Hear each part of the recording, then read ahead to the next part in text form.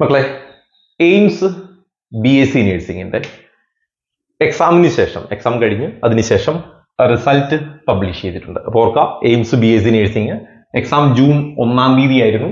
ഇപ്പൊ അതിന്റെ result publish ചെയ്തിട്ടുണ്ട്. ഇനി ആ റിസൾട്ട് പബ്ലിഷ് ചെയ്തതിന് ശേഷം ഇനി എന്താണ് ചെയ്യേണ്ടത് എന്നുള്ളതിന്റെ ഒരു ഔട്ട്ലൈൻ ആണ് ഈ വീഡിയോയിൽ പറയുന്നത്. ആ റിസൾട്ട് കിട്ടാൻ വേണ്ടി നിങ്ങൾ എന്ത് ചെയ്യുക? aimsexams.ac.in എന്നുള്ള സൈറ്റിൽ കയറുക. അപ്പൊ ഈ സൈറ്റിൽ കയറിയിട്ട് നിങ്ങൾക്ക് ഒന്നുകിൽ നിങ്ങളുടെ കാൻഡിഡേറ്റ് പോർട്ടൽ അഥവാ മൈ പേജ് എന്ന് പറയുന്ന ഓപ്ഷനിൽ പോയാൽ നിങ്ങൾക്ക് നിങ്ങളുടെ ഇൻഡിവിജ്വൽ റാങ്ക് കിട്ടും. അല്ലെങ്കിൽ നിങ്ങൾക്ക് കോമൺ ആയിട്ട് റാങ്ക് കാണണമെന്നുണ്ടെങ്കിൽ ഒരു ഫയൽ അവിടെ അവൈലബിൾ ആണ്. ഈ സൈറ്റിൽ കയറിയാൽ നിങ്ങൾക്ക് റിസൾട്ട് എന്ന് പറയുന്ന ഒരു ഫയൽ അവൈലബിൾ ആണ്. അത് ഏകദേശം 177 പേജ് ഉണ്ട്. ആ 177 പേജ് ഞാൻ ആ PDF അങ്ങനെ തന്നെ കമ്മ്യൂണിറ്റിയിൽ പോസ്റ്റ് ചെയ്തിട്ടുണ്ട്. നിങ്ങൾക്ക് വേണമെങ്കിൽ അത് ചെക്ക് ചെയ്യാം. ആ കമ്മ്യൂണിറ്റിയിൽ ഇല്ലാത്തവരാണെങ്കിൽ നിങ്ങൾക്ക് ഈ സൈറ്റിൽ കയറിയിട്ട് എന്ത് ചെയ്യാം? ആ റിസൾട്ട് ഡൗൺലോഡ് ചെയ്തെടുക്കാവുന്നതാണ്. അതിൽ റോൾ നമ്പർ വൈസ് ആണ് റാങ്ക്, ഓർഡറിലല്ല റാങ്ക്. അതായത് first rank, second rank, third rank അങ്ങനെയല്ല കൊടുത്തിരിക്കുന്നത്. പകരം റോൾ നമ്പർ കൊടുത്തിരിക്കുകയാണ്. ഓരോ റോൾ നമ്പറിന്റെയും റൈറ്റ് സൈഡിൽ അവരുടെ റാങ്ക് ആണ് കൊടുത്തിരിക്കുന്നത്. അപ്പോൾ അതിൽ പ്രത്യേകം ശ്രദ്ധിക്കുക, നിങ്ങളുടെ റോൾ നമ്പർ അതിൽ ഇല്ല എങ്കിൽ നിങ്ങൾ എലിജിബിൾ അല്ല. നിങ്ങളുടെ റോൾ നമ്പർ അതിൽ ഉണ്ടെങ്കിൽ അതിന്റെ വലതുവശത്ത് റാങ്ക് എന്ന് പറഞ്ഞു കൊടുത്തിട്ടുണ്ട്. അതാണ് നിങ്ങളുടെ റാങ്ക്. മാർക്കും ഒക്കെ കൊടുത്തിട്ടുണ്ട്. ആ റാങ്ക് ആണ് നിങ്ങളുടെ റാങ്ക്. അങ്ങനെ സെപ്പറേറ്റ് റോൾ നമ്പർ വൈസ് ആണ്, റാങ്കിന്റെ ഓർഡറിലല്ല. ഒരിക്കൽ കൂടി ഓർമ്മിപ്പിക്കുന്നു, ആദ്യം കിടക്കുന്ന ആളല്ല ഫസ്റ്റ് റാങ്ക്. റോൾ നമ്പറിലെ ആദ്യത്തെ ആളുടെ റാങ്ക്, റോൾ നമ്പറിൽ രണ്ടാമത്തെ ആളുടെ റാങ്ക്, അങ്ങനെയാണ് കൊടുത്തിരിക്കുന്നത്. നിങ്ങൾക്ക് നിങ്ങളുടെ ഇൻഡിവിജ്വൽ റിസൾട്ട് കാണാൻ ഈ സൈറ്റിൽ കയറാൻ ഞാൻ പറഞ്ഞിരുന്നു. റൈറ്റ്.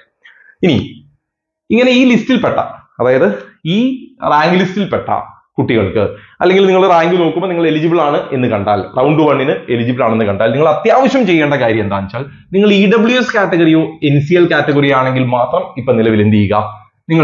നിങ്ങളുടെ NCL അഥവാ EWS ഇതിലേതാണോ നിങ്ങൾ ബാധകമായിരിക്കുന്നത് അത് അപ്ലോഡ് ചെയ്യണം. അതിന്റെ വാലിഡിറ്റി നോക്കുക. EWS ആയിക്കോട്ടെ NCL ആയിക്കോട്ടെ, April 1, 2025 ശേഷവും May 15, 2025 മുമ്പും എടുത്താം. ഈ ഒരു സമയത്ത് എടുത്ത സർട്ടിഫിക്കറ്റ് ആയിരിക്കണം നിങ്ങളുടെ കയ്യിൽ ഉണ്ടാവുന്നത്. സോ ഓൾമോസ്റ്റ് പ്രോബബ്ലി നിങ്ങൾ അപ്ലൈ ചെയ്ത സമയത്തെ സർട്ടിഫിക്കറ്റ് ഒക്കെ ആണെങ്കിൽ ഈ വാലിഡിറ്റിയിൽ വരുന്നതാണെങ്കിൽ അത് നിങ്ങൾക്ക് അപ്ലോഡ് ചെയ്യാം. അത് എവിടെ നിന്നുള്ളതാണ്?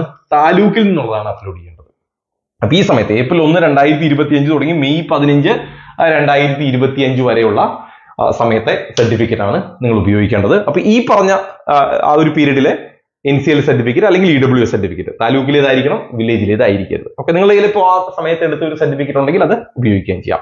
ഇനി സപ്പോസ് നിങ്ങളത് കൊടുത്തിട്ടില്ല എന്ന് വിചാരിക്കുക, നിങ്ങൾ പുറത്താവില്ല. പകരം നിങ്ങളുടെ ആ റിസർവേഷൻ നഷ്ടപ്പെട്ട് നിങ്ങൾ അൺറിസർവ്ഡ് കാറ്റഗറിയിലേക്ക് പോകും. നിങ്ങൾ NCL ആണെങ്കിൽ NCL നഷ്ടപ്പെട്ടു, EWS ആണെങ്കിൽ EWS നഷ്ടപ്പെട്ട് നിങ്ങൾ അൺറിസർവ്ഡ് കാറ്റഗറിയിലേക്ക് പോകുന്നേ ഉള്ളൂ. വേറെ പ്രശ്നങ്ങളില്ല. പക്ഷെ റിസർവേഷൻ കിട്ടാൻ വേണ്ടി ഇത് ചെയ്യാൻ ശ്രദ്ധിക്കാം. ഇനി അടുത്ത സ്റ്റെപ്പ്, അതായത് ചോയ്സ് ഫില്ലിങ്, ബാക്കിയുള്ള പ്രൊസീജിയർ ഇതൊന്നും സ്റ്റാർട്ട് ചെയ്തിട്ടില്ല.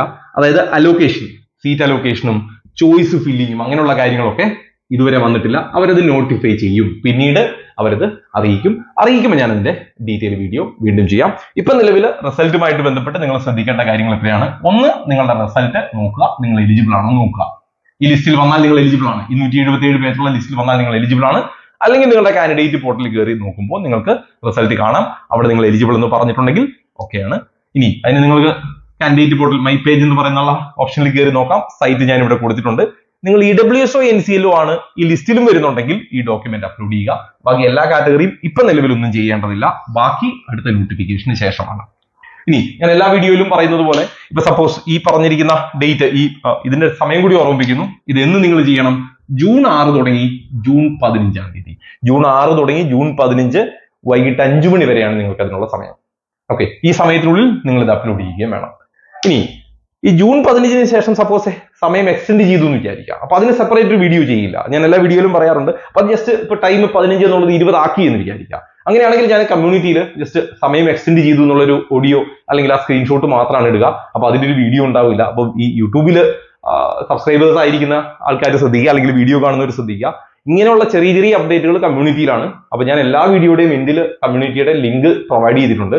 അതൊരു ഫ്രീ കമ്മ്യൂണിറ്റിയാണ്. നിങ്ങൾ ജോയിൻ ചെയ്യുന്നത് ഒരു ഫ്രീ കമ്മ്യൂണിറ്റിയിലേക്കാണ്. അപ്പൊ അതിൽ നിങ്ങൾക്ക് ഇങ്ങനെ ഫ്രീക്വന്റ്ലി അപ്ഡേറ്റ് വന്നുകൊണ്ടിരിക്കും. ഓക്കെ, അപ്പൊ നിങ്ങൾക്ക് വേണമെങ്കിൽ അതിൽ ജോയിൻ ചെയ്താൽ ബാക്കി അപ്ഡേറ്റ് വരും. ഇല്ലെങ്കിൽ നിങ്ങൾ ഈ സൈറ്റിൽ റെഗുലർലി ചെക്ക് ചെയ്താലും മതി, നിങ്ങൾക്ക് നേരിട്ട് അപ്ഡേറ്റ് കാണാവുന്നതാണ്. ഇനി ഇതുമായിട്ട് ബന്ധപ്പെട്ട് എന്തെങ്കിലും സംശയം ഉണ്ടെങ്കിൽ നിങ്ങൾ എന്ത് ചെയ്യുക? ആ കമ്മ്യൂണിറ്റിയിൽ ജോയിൻ ചെയ്താൽ ത്രൂ വാട്സപ്പ് കോൺടാക്ട് ചെയ്യാവുന്നതാണ്. ബാക്കി അപ്ഡേറ്റ് വാട്സപ്പ് വഴി തരാം. എൻട്രൻസ് സംബന്ധമായ വാർത്തകളും അപ്ഡേഷനുകളും ഏറ്റവും വേഗം ആധികാരികമായി അറിയാൻ സബ്സ്ക്രൈബ് ചെയ്യുക, ബെൽ ഐക്കൺ അമർത്തുക. ഈ വീഡിയോ മറ്റു സുഹൃത്തുക്കളിലേക്കും ഷെയർ ചെയ്ത് നൽകുക.